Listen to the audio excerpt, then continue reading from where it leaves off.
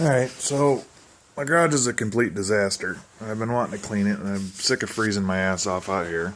So I've been wanting to heat my garage, so I picked up a wood burner. Well, I thought about buying salamander. You know, I could get a decent salamander for a few $100. But then you gotta pay $3 a gallon for kerosene. You know, that thing will burn up 5 gallons of kerosene in a few hours. So I got on Craigslist and I found this thing for $100. And thought it was a pretty good deal. I had to make a handle for it, which I just used a bolt and welded some nuts together, and works pretty good. It doesn't seal real well. This panel here looks like it comes out. So when you open the door, it leaks smoke out of this crack. But you can buy that rope seal shit, stuff it in there, and it's got a damper on the back, which I still got to play with it, kind of figure it out. But this is what I bought to plumb it with. Made by Metal-fab. I bought it at Orscheln's, and I got it on sale for $200. And it comes with a ceiling support. I'll go ahead and knock that off. It comes with the ceiling support, the flashing, storm collar, and the cap. So it's all stainless. Temp Guard, I believe, is the model from their website. It's all stainless, high quality. It's good to 2100 degrees, so I should never have that anywhere near that hot. So the only thing it didn't come with was this piece of pipe through here. So I thought about going out the wall, and then I found this, and it was a good deal because these are normally about $300, $350. And once again, I got it at Orscheln's. So then all I had to buy was this piece of pipe, and then the plumbing here that goes up to the ceiling support. So it's good, high quality stuff. So I got $100 in the stove, which I do have a fire going at the moment. The smoke just rolled out. But I'll open that damper up a little bit. Anyway, so I bought this is a 7-inch opening, and that's a 6-inch kit. So I bought a reducer, which I was a little worried about, but it seems to work fine. Adjustable elbow, which is very sweet. Each one of these swivel, so you can line it up. It's perfect. And then there's 2 pieces of pipe. I think these were $13 a piece. This is regular single wall. And then the third piece of pipe, which I had to cut about 6 inches out of.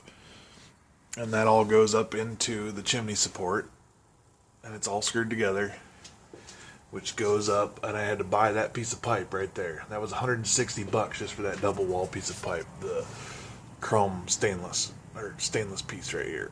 And then the chimney cap, which my hole was off a little bit. I had my brother-in-law cut the hole and put that on. Or the chimney flashing, or whatever the hell you call it, and there's a cap on top of that. So I got roughly $500 wrapped up in it. It's a cool old stove. I'm not sure how much heat it's going to put out. Like I said, I got to kind of figure out the dampers and how to get a good fire without all the heat going out of the chimney. So I'm just kind of trying to let it burn out now. This is the first fire I've had in it. I just finally finished it today. So I'm trying to let it burn out. That's why I opened the damper up, to kind of get rid of the heat. Or get rid of all the smoke, get the fire good and hot, and burn that wood up. I started it with maple, and that shit burns like a match. It was good and dry on my tree out of the front yard. My buddy's got 20 acres of woods, and the ash boars, they're Asian ash boars or some bullshit. But anyways, they came through and killed the whole shit house full of ash trees. So all I gotta do is go out there and cut it up. My only qualm with this stove is this is as wide as I can get it. Get a log to go into it. So it's like 14 inches. And I can finagle them in there, but this fits through the door sideways.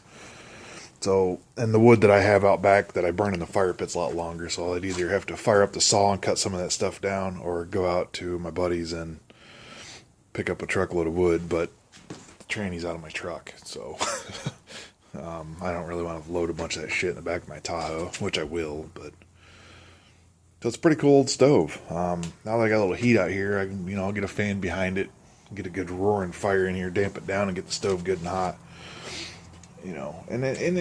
My garage isn't insulated, so it's got this fiberboard shit on the wall, and then it's regular vinyl siding on the outside. The attic's all open. I got about 3/4 of it with just plywood, and then the rest of it's open. But there's like 3 big ass ceiling vents up there, and the heat will just go right out. So I don't know if I should cover them up or maybe just plastic in the bottom of the rafters, something to hold the heat in. But this will allow me to, if I'm out here working, I get cold, I can walk up to the stove and get hot. And if it's 0 out, it'd be 40 in here or whatever, which is fine. It just takes the chill off for the most part. So I'm sure if I heated it or insulated everything, and it'd be better. But I got to clean up this fucking mess. There's garage sale leftovers. There's chairs in there that just need folded up and put away. The motor needs to go back in the damn boat. I want to move the tire machine over some. I could fold the crane up. My can bin is just huge. I need to do something else with that. Now I got trash cans and my pressure washer and fucking chairs and mowers and go-karts, and I hang that up and then I can park the go-kart under it. But I just got shit everywhere. And my only qualm with insulating it is then I lose all the storage space between the rafters. I got shit hanging everywhere. Everywhere you look, there's shovels and axes, and it's just a fucking disaster. Mike's trying to sell this for $300. Supposedly it's a Jasper rebuilt with like 7,000 miles on it. He bought a parts truck, and I'm not sure how he ended up not using it, but I know he got rid of the truck and kept the motor, and the body was shit, and the cab mounts were bad or whatever. But if you need a good 350, it's, I believe, middle 90s somewhere. Mine's a 99, same motor, but it's got a plastic intake. This one's aluminum. So I don't know. We don't know what year it is, but it is a 350, and you can put whatever intake on it you want. I believe there are Vortec heads, which are arguably some of GM's best flowing heads. Supposedly this baby's only got 7,000 miles on it. I don't give a shit. I don't want it. Mine's built a hell of a lot better than that, with all the Eagle crank and all that. So I don't need it. Anyways, it's for sale. Motor stand, $300 out the door. Alternator, new set of wires, and a gasket set. I cut up some wood, and that shit was rotten. It disintegrated like I threw a hand grenade in it. But my plow's out here. I got shit everywhere. So now I can finally get out here and start cleaning up my garage, because I got a little bit of heat. I get cold, I can come over, warm up my hands. So I don't know. Hopefully this thing will burn up wood pretty good. I got it pretty opened up now, so a lot of the heat's going right out the chimney. So I've never had a wood burner. We heated a house when I was younger with wood, but I don't know the specifics, so I'll have to figure it out with the damper and in the back and the vents and whatever. Because I know if you open everything up, all your heat just goes out the chimney. The stove don't get real hot. It's fairly hot now. The guy I bought it off of spilled oil all over the top of it, so it smells awesome in here at the moment. Anyways, that's about it. Like I said, it's a Metal-fab is the brand. It's a vertical installation kit. Orscheln's. If you start with the Metal-fab kit, is what I learned though, you have to stick with that brand for the rest of the pipe. So if you go to buy it, that's what they don't tell you. The pipes aren't universal.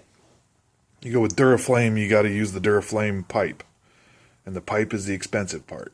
I gave $160 for 3 feet of that double insulated pipe. So if you're ever going to do this, stick with, brand sensitive. So I can't buy this shit at Menards or Lowe's or Home Depot. If I had to do it over again, that's probably what I would have done, because this pipe was kind of hard to find. Orscheln's ended up having it. So I got it all from Orscheln's. So, but if you're going to do something like this, make sure you stick with the brand. Make sure you do your homework. This thing is UL rated. The pipe is to 2100 degrees.